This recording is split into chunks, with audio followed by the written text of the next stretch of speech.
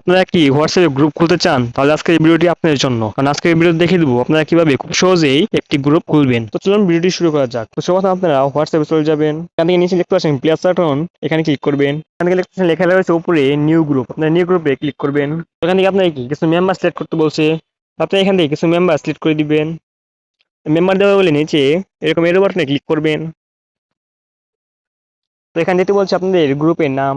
আপনি এখান থেকে যেকোনো একটি নাম দিয়ে দিবেন। তো এখান থেকে কিছু ইমোজি বসিয়ে দিবেন। ইমোজি বসানোর জন্য দেখতে পাচ্ছেন উপরে ইমোজি এখন রয়েছে। তো আপনি এখান থেকে ইমোজিতে ক্লিক করবেন। আপনার ছেলে এখানে কিছু ইমোজি দিয়ে দিতে পারবেন। তো এখন আপনার একটি গ্রুপে ছবি দিতে হবে।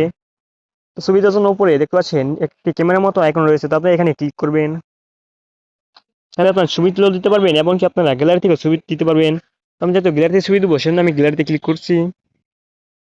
এখানে আপনার সকল ছবি দিয়ে দিবে। যে ছবিটি এখানে দিতে চান সেই ছবিটিতে ক্লিক করবেন।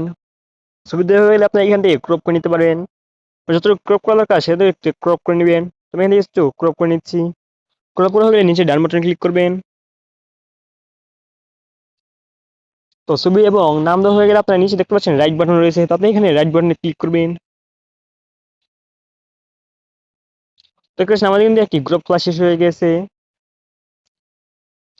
আপনার চাইলে কিন্তু আপনারা এই গ্রুপের দেখতে পারবেন কতজন মেম্বার রয়েছে। দেখতে পাচ্ছেন উপরে লেখা রয়েছে 2 মেম্বার, মানে এই গ্রুপে মাত্র 2 জন রয়েছে। এবং কি আপনার চাইলে এই গ্রুপের নামটাও চেঞ্জ করতে পারেন। নাম চেঞ্জ করার জন্য দেখতে পাচ্ছেন এখানে রয়েছে নেম দি গ্রুপ।